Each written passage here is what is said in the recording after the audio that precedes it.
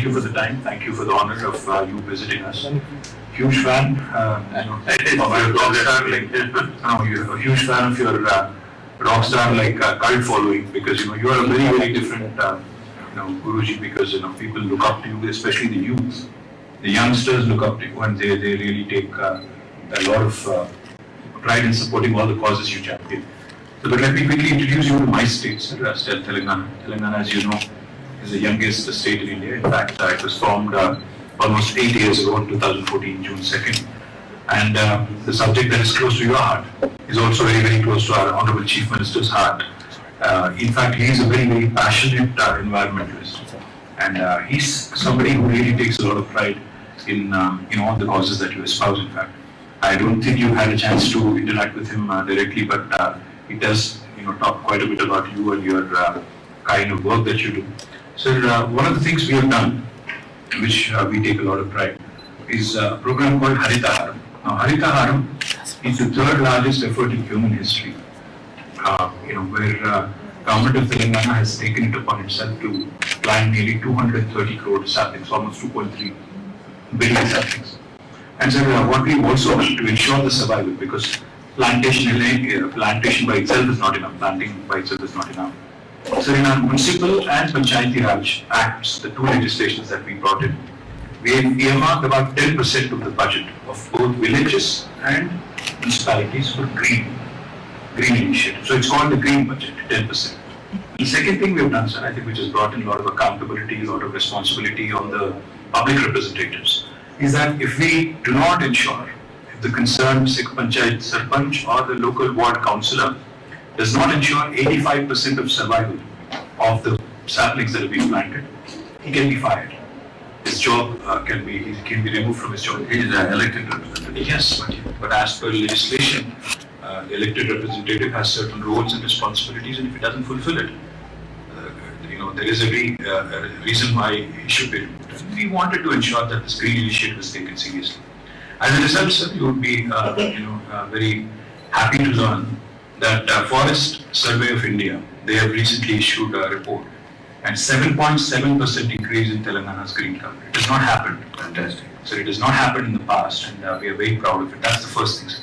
The second thing I'll tell you, sir, which again could be of interest to you, I'm sure it is of interest to you.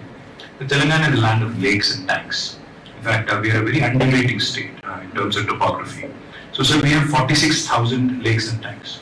Our Honorable Chief Minister, because of the way it is, Telangana's land is in the topography is, the rivers do break, lifelines, River Krishna and Godavari. They flow at a much lower level than the land terrain. Now, what has happened is, of course, we have conceptualized and built large lift irrigation projects, including the world's largest lift irrigation project called Kaleshwaram, which has been completed in Telangana in a matter of 4 years, which is a record of sorts. But most importantly, when we go to Minnesota, they tell you very proudly that they're a land of 10,000 lakes. So, but we are a state which has got 46,000 tanks and lakes. So, our Honorable Chief Minister launched a program called as Mission Kakatiya, because during the Kakatiya kings, they had actually, that's when it was done. Yes, they had actually built a lot of tanks and lakes. So, under this program, we've revived, strengthened, and rejuvenated nearly 50% of the tanks, spending almost 22,000 crores rupees. Now, what this has done is, in a district like mine, for example, Sirsila, which is where I represent from, groundwater has come up by about 6 meters. And as a result, this water conservation effort of Telangana government has become a lesson for the IAS trainees in Lal Bahadur Shastri Academy in Mussoorie. The water conservation in my district has become a interesting concept for them to learn, understand, and study. So, sir, we've done certain things. Of course, there's a lot to be done.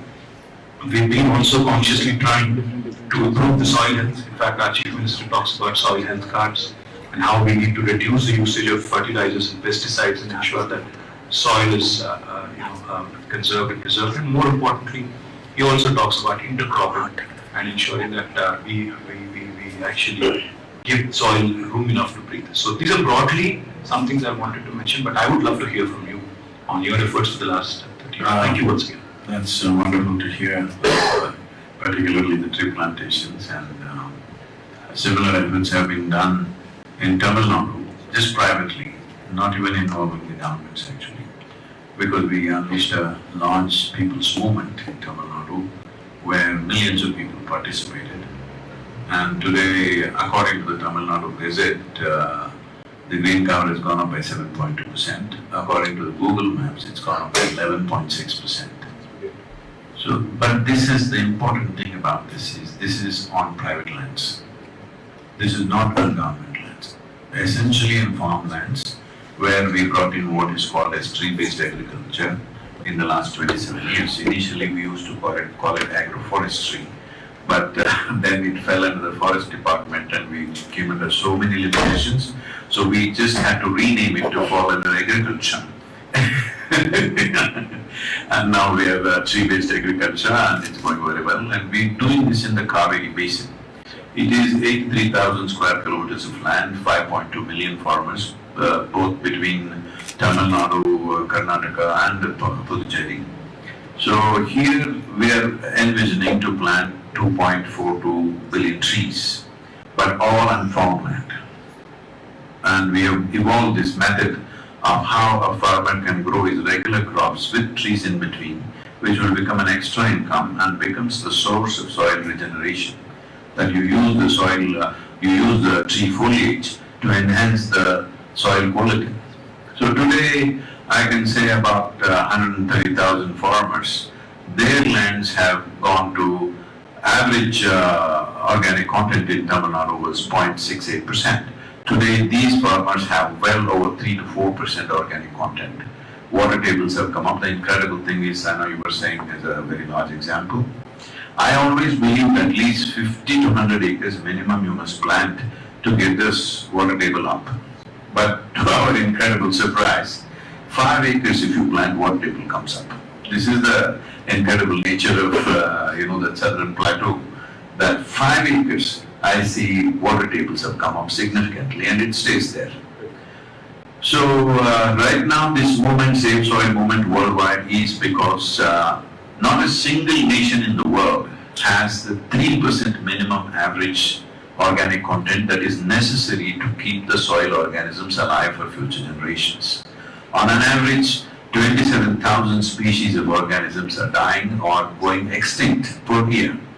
At this rate, whatever we may be doing in individual land areas will not work because the soil organisms or microorganisms are a global phenomenon. They function as one big life phenomenon. So without the support of all around, just one place we are doing it well, it is good, but still it doesn't really work like that. It doesn't really solve the problem for future generations. And anyway, one part of the world is far more fertile than the rest of the world. Whoever has the big guns on that day, they will come and take it anyway. It will happen. Once there are food shortages, people will come and take each other's land. In the last 50 years, in the last 50 years, 30 wars have happened in Africa, out of which 27 wars are for fertile lands. They fought mainly to take each other's fertile lands.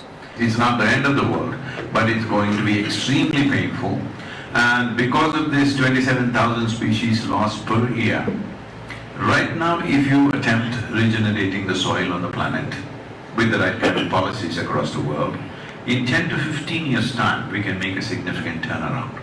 But if you allow this to go beyond 30 to 40 years, after that, if we try to regenerate, it is said it will take 150 to 200 years. So this will be an incredibly painful phase for humanity, and nearly a quarter or a third of the population may die because of these things. More than that, the chaos that will happen when there are food shortages, civilizations will collapse. They're expecting dozens of civil wars by 2035. And famines will not, famine means people think it will happen in Africa or somewhere else. No. They're saying Illinois will have a famine by 2035. So, this is where we are going, because the average organic content in the world has come down significantly. In India, average is 0.68%, which is very, very low. This is one of the most fertile lands. Godavari, Kaveri, Ganga has yielded, it has bred a whole civilizations. But today we have brought it to this place.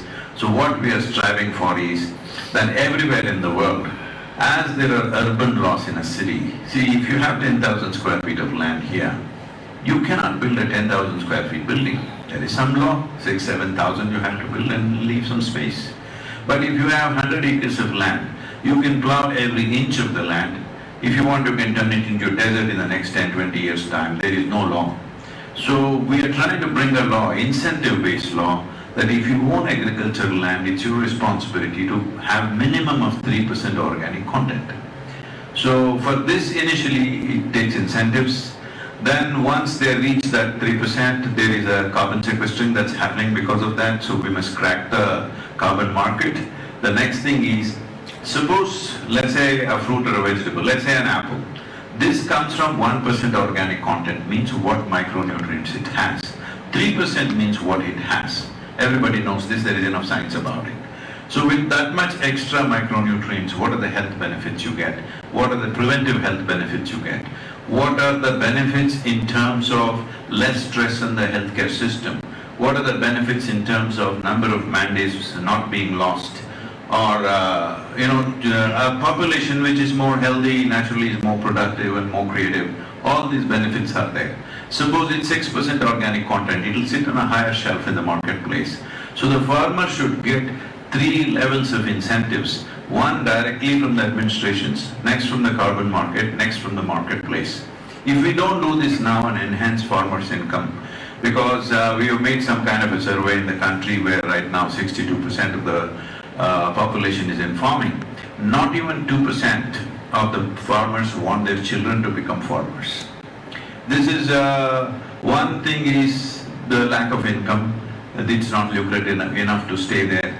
Another thing is this compulsory education. Boys and girls who don't go on the field early on, after 18, they don't even have a physique to go and survive on the land, to do something hard work on the land is not possible because they have spent 18 years in school, or till they're 18 they're in school. So this needs to be looked at also. But the most important thing is a farmer should earn as much as a doctor, engineer, lawyer, whatever drives people into the urban centers. They must earn at least that much. Only then we will have farmers in the next 30 years.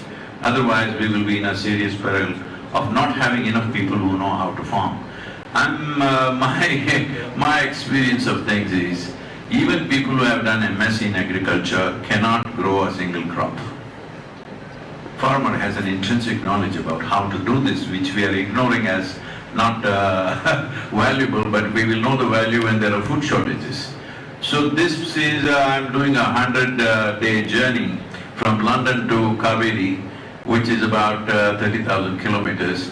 I've already completed 25 nations. I'm in Dubai right now. Tonight I'm going back and continuing the journey. So going to Muscat, and from there I'm taking, along with my motorcycle, taking a small boat to Gujarat, and from there I'm riding all the way. I will be coming to Hyderabad. We look forward to your We'll welcome you, of course. I will give you a policy document. Please examine that before that. This is a simple guideline document that farmer should benefit, and it should be incentivized in such a way that he will naturally want to raise the organic content. You mentioned reduction of fertilizer and pesticide. See, these are issues, but if you attempt it that way, right now I've spoken to the European Common Agricultural Policy people. See, they are talking about a very complex approach. It is very well thought out, well intentioned. I admire that. But what we need to understand is, when it comes to implementation, you will not have scientists or academics implementing it. It's the farmer who implements it.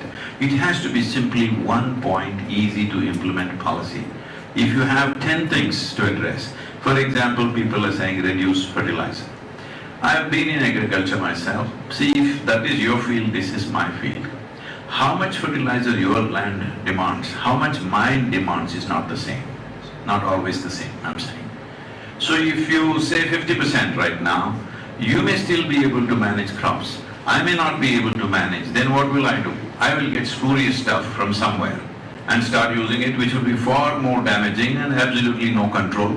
A whole lot of unnecessary things will happen. Instead of that, if we raise the organic content, the need for fertilizer will start dropping down by itself. This whole urban idea that farmers are simply throwing fertilizer on the land and destroying the land is a silly idea, because fertilizer costs so much money. Why would farmers simply throw it on the land?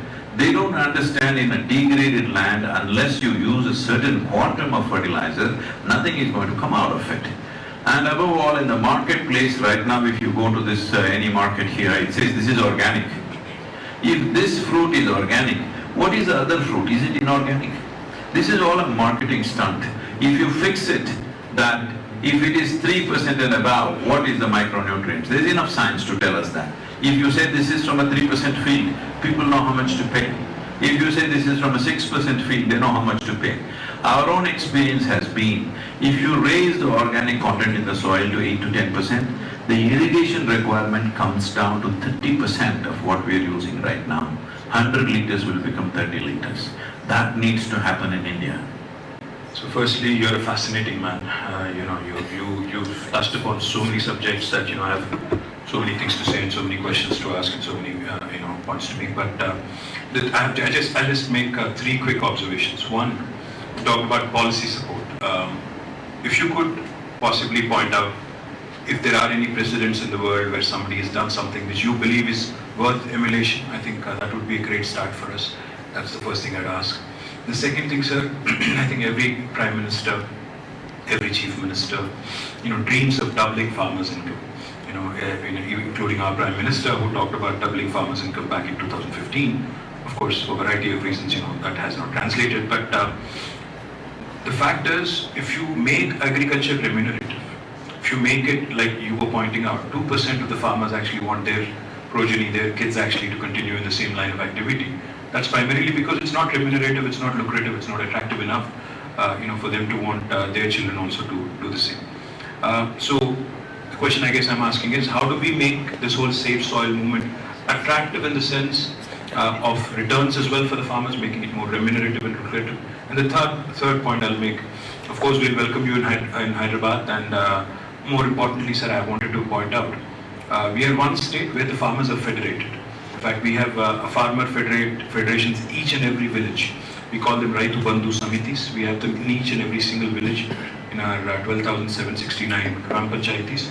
And we have built what is called as Raitu Vedika. We've organized farm clusters by 5,000 acres each, and we have an agriculture extension officer and a Raitu Vedika where farmers sit, discuss, meet, talk, and discuss best practices and other things. So we will certainly bring even the Farmer Federation Association to meet with you. Our Agriculture Minister will also come and meet you. And I'll see if Honorable Chief Minister is available. I'm sure we'll set up a meeting with him as well. So my request to you is, please show us in the right direction towards policy, and how do we make it more remunerative, and thirdly, most importantly, how do we leverage the collective mind of farmers to make it a more impactful movement?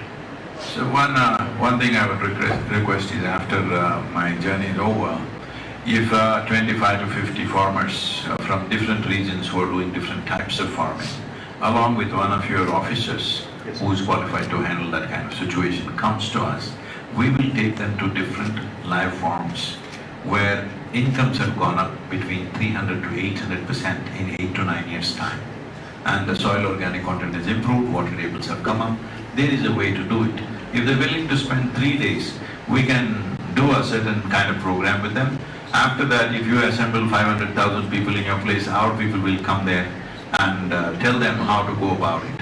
Especially if you already have these Vedikas, it will be very easy to convey that message. Initially, 1 or 2, if we do, after that online, it could be carried on. Any pointers towards policy and what it needs to be, maybe? Yes. See, the policy, I've also presented this at the COP15 in Ivory Coast just now, the UNCCD. The important thing about the policy is that it should be so simple that everybody understands and is implementable. Otherwise, we will end up in more and more conferences and conventions going on endlessly. Of all the UN conventions that have been held in the last few decades, the only UN convention which has brought conclusive results is the Montreal Protocol, which was about the ozone layer. Because we decided it is a single point agenda, we could turn this around. Right now, soil is in that condition. We must separate soil from all other aspects and handle it as an emergency aspect. On a really war footing, we need to handle this. Because right now if you entangle this with fertilizer, pesticide usage, this and that, see, all these are businesses which have been built over decades. You are not going to close it down tomorrow morning, and it's not good to do that. Because today, if there is no pesticide or fertilizer in the world, our food production could come down to 25% of what it is, and it will be the worst disaster. So just urban populations, activists coming out on the street and shouting, close this down, close that down, is not the thing. No business needs to be beaten down. Businesses need to be transformed. For transformation, incentives and time is required. So we can work towards that. There is enough technology today, we can work towards transformation of these businesses. But nobody should continuously talk against them. Once you talk against them, it's their survival and they will start doing their own things. It's an unnecessary reality. One thing all of us must understand is, whether we like it or we don't like it, all of us have been partners in this destruction. All of us should become partners in the solution. That's the only way forward. Thank you so much. It's been a pleasure, privilege, honor. Thank you, sir, and I will welcome you. We look forward to working with the Telangana government. Absolutely.